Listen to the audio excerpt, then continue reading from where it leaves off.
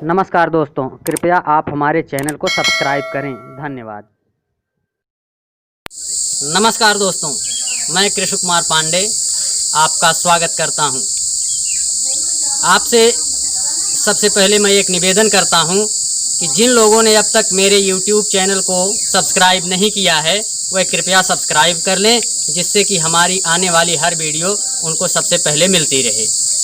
आज हम चर्चा करेंगे नोटा पर।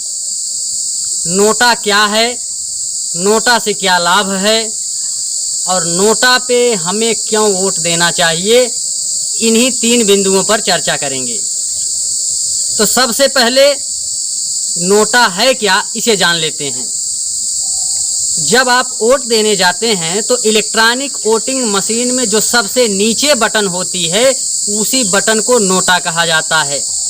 उस पर वोट देने पर जितने भी प्रत्याशी चुनाव लड़ रहे हैं उनमें से किसी को भी वोट नहीं मिलता है। उसका मतलब है कि मैं इनमें से किसी को भी पसंद नहीं करता हूं। नोटा के प्रचार का दायित्व चुनाव आयोग पर है, लेकिन चुनाव आयोग नोटा का प्रचार नहीं करता है।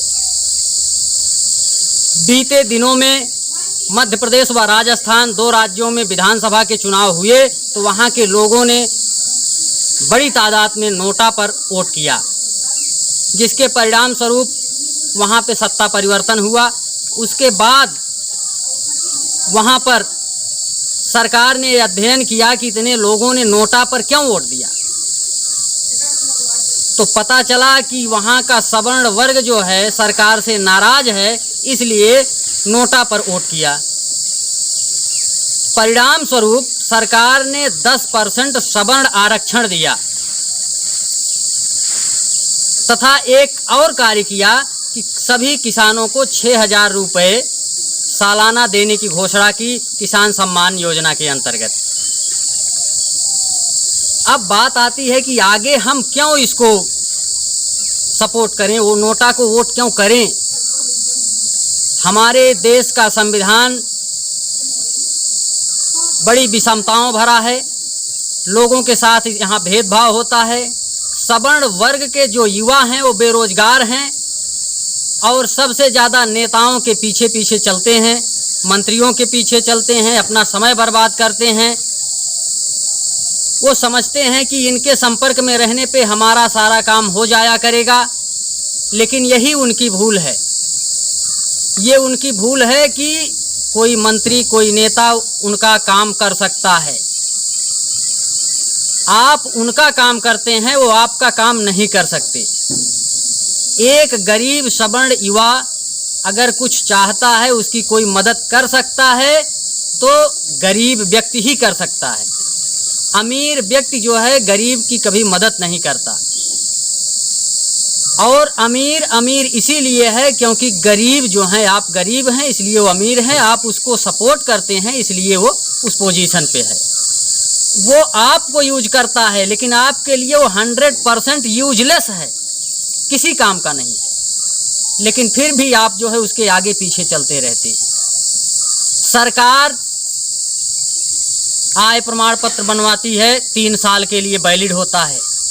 3 साल बाद यदि आप आय प्रमाण पत्र बनवाने जाते हैं तो आपको दूसरा बनवाना पड़ेगा और नए सिरे से बनेगा।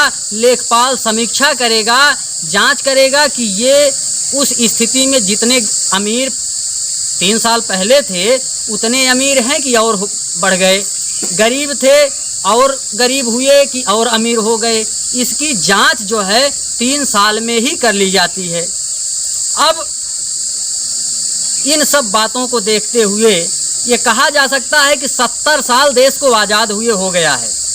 इन 70 सालों में आज तक जो है सरकार ने समीक्षा की आवश्यकता समझी ही नहीं।